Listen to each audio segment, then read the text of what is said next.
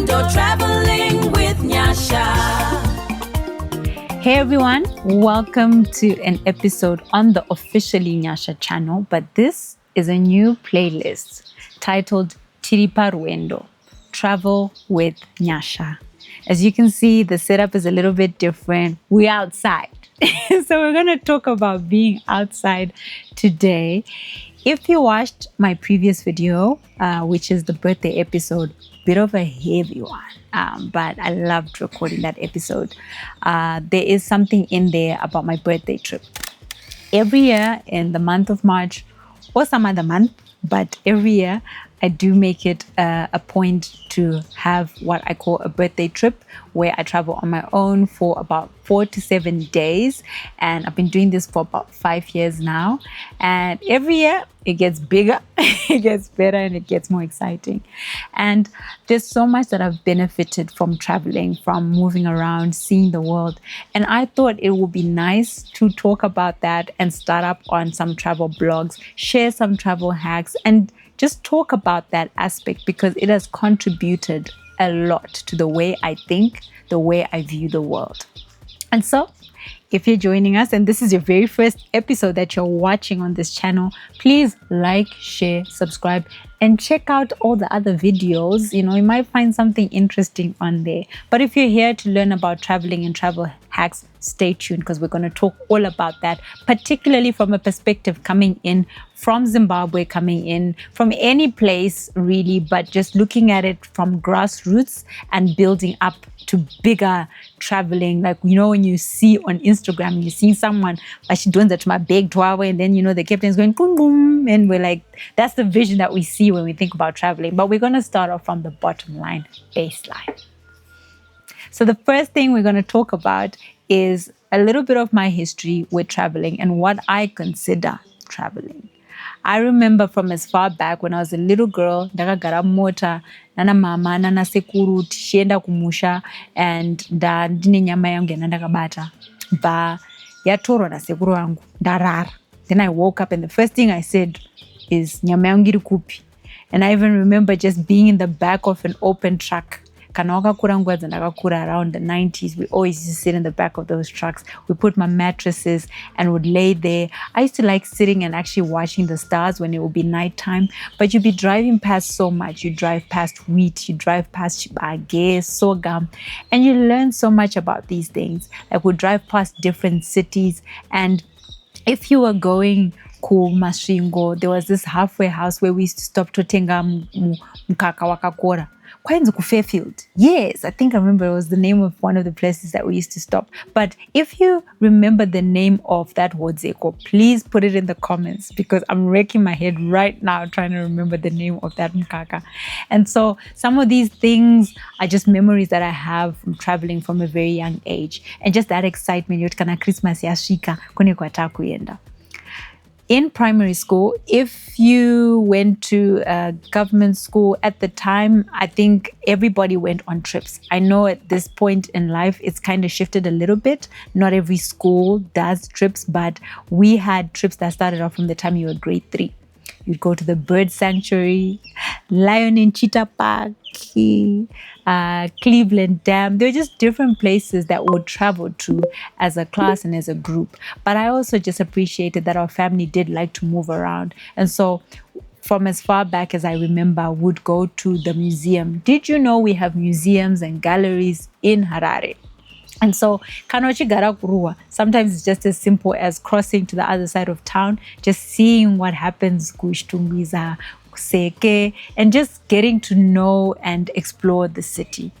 I wouldn't be surprised as well that some of us on here who've lived in Harare have never been to Mbare, because there is this mindset of what Mbare is like. Mbare kwakadai, unozobirwa phone, dini. But we miss out on so much. I love going to Mbare. And sometimes I just go to Mbare just to be there. There's so much about it that for me reminds me and tells me that this is Harare. Mbare is Harare to me. And so you just take the time. And if you are worried about your safety, don't go with your phone. Just go as yourself and just enjoy. Just walk around. Sometimes we have these fears based on what we are told, but we've never actually been to the places. And so it is good to explore your own city. There is a library, there's a museum close to the Rainbow Towers. There's a few other things that you can see, even just moving around town. There's the National Art Gallery that is on 2nd Street and Julius Nyerere.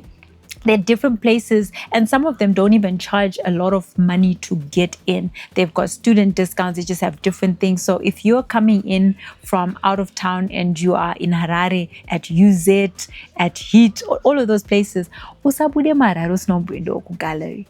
I went to university kuBulawayo, and within a couple of weeks, I'd made sure that I'd visited the local museum, just had a look at what's going on. Park. You get to experience different things, and that's where you start to broaden your mind. There's something that traveling and moving around does about educating your system, because here's the thing, we are now so accustomed to viewing the world through the lens of other people, and what that does is we then learn to only view the world through their eyes, and it limits us. We then experience just from their perspective, and sometimes there are things that are within. And so you look at that person, you're like, oh, this person is so creative. Oh, they're able to move around. Oh, they've got money. They've got this because they're able to do all of these things. But it's them sharing their perspective. And sometimes if you're able to experience those things on your own, you can have your own perspective, which unlocks something within you. That curiosity is key to your creativity. And so when I look at where I am in life right now, a lot of the decisions that I've made have come from a place of being able to know a lot of things that are outside of my usual day-to-days. The big thing that I've found that I've learned from traveling is empathy. Because empathy is based and birthed from knowing other people, knowing different types of people, and knowing that there are people who are different from you, but just as their lives matter just as much as you do. Because I'm used to official business. But we're just here to just look at the basis and the grounds of traveling. And so if you're worried, kuti, handina passport, handina chakati, I can't even do any of these things, just that simple act of getting into town without an agenda.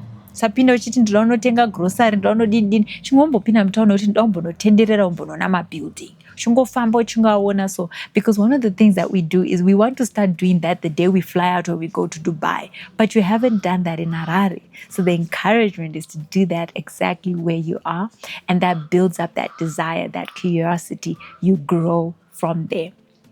One of the things that I also realized, and why I ended up doing this episode, is I was having a chat with one of my cousins and we were talking about going to university. I went to a local university, and what I mean by that is it was in Zimbabwe. Like I mentioned, it was in Bulawayo, so I had to make the trip from Harare to Bulawayo. But I would have liked to live to university outside of Zimbabwe. A lot of us would have. But financial restraints and everything. But I know some people who've gone to do university outside of the country and have struggled so immensely that you end up thinking, university in Zimbabwe, it would have been better for them. But what happens is, because we haven't had exposure to traveling, that tends to be the one thing that we can do. It's like our gateway, as most Zimbabweans, kubudamnika. And so we get there now, it's not what we signed up for. Sometimes you even get there and you don't even get to explore that city, because you get there and you're so frustrated with the schoolwork, you're so focused on trying to survive, make sure good wajga and everything. Guys, in university kuBulawayo, the way it was so tough, but there was this blanket of knowing that I'm in my own country. And so I could call my tete and get kakapuke ufu. So this is no shade to people who have left the country and, really wanted to go outside because of a particular program that they wanted to do. But sometimes it's just a desire to actually go out there. So when you look at it culturally, in some spaces in Western world, that gap year, they treat it as a time for them to explore. And most of the time, holiday job kake, so if you look at it, ukaseva tumari twako, you might be, and this is not for everyone, you might be better off going kuMidland State University, but waseva tumari twako kana wakamboshanda ukashanda muchicken in mako wareza tumadollars twako kana udoenda kuJoni ukwira bhazi rako uenda kuJoni upedza shungu dzako kana uda kumboenda kuHarare usati wamboenda kuHarare uenda kuHarare Airbnb. There's a lot of things we're going to talk about on how you can travel on a budget. Like, where do you start off from? You've got family, you've got friends in these spaces that you can visit and stay with them, but get to experience that city. So you're not feeling that pressure to having to find your way to leave the space that you've been so accustomed to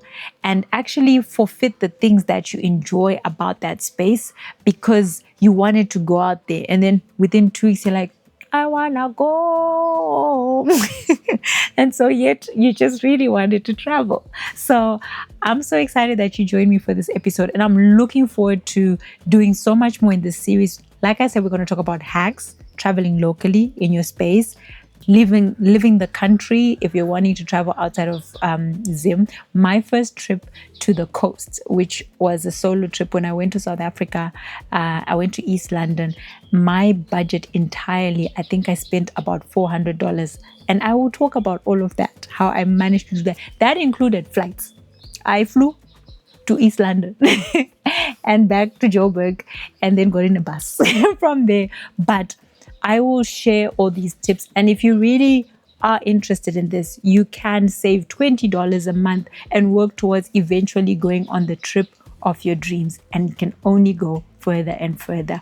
We will share hacks on even how to travel internationally, what time to go to the passport office if you're not wanting to wait in a long queue, all of those things. What are biometrics? What's an e-passport? Rese, everything to do with traveling. We are going to cover that. What sort of itineraries? What countries don't require visas? You will be so surprised that the Zimbabwean passport is one of the passports that can get into a lot of countries. Tinongoriderera because zvinoitika ndezvekuti kwatinoda kuenda ndokwatisingadiwe. Saka tinonyanya kuda kuenda kuUK nekuUSA. Saka vanomboti nyima ikoko mavisa. So we think kuti passport redu rinopisa. Nah, it's actually one of those passports where they don't care much about us. And so they're not going to be blocking you to get into spaces that you may want to go to. So stick around. Like I said, like, share, subscribe. And thank you so much for watching. Let us continue Parwen'Door with Nyashaà. They say it's coming with those things. Extras. But there's another term, right? Called extras. It's commentary or extra commentary. There's something else. There's another word. Like tumauye twaimirirwa chocho But ndito. deleted scenes. Not No. deleted scenes, but like after the Yes, which is what we're doing. Like tapeza episode, but we want to discuss more. like per end game. That thing they do in Marvel. That one. Kinda. It's not a blooper, but it's a. Kinda. Anyway, I know talk to thing, Anyway, yeah. That's where we are now. Extra time. Extra time. Right, takubhora. Yes. Ndazorangarira. Mukaka unonzi magumbo. It took me dialing my sister's number to then remember the name of the milk. Magumbo milk. I just came on back here because as we ended the episode, we talked about some trips and just some things that we remember and memories of that. So I would love for you in the comments to just share a memory of a trip, whether makaenda kushow, whether makaenda kuma All Africa Games. That was National Sports Stadium. That was 96 my All Africa Games in Zimbabwe. Whatever it was, whatever that memory that you have of a trip, I would appreciate it if you'd share it in the comments, because our next episode is going to be looking at some of these, and we just would love to share any of the ones that you put in there. So again, thanks for watching. Tiriparwen'Door, traveling with Nyashaà.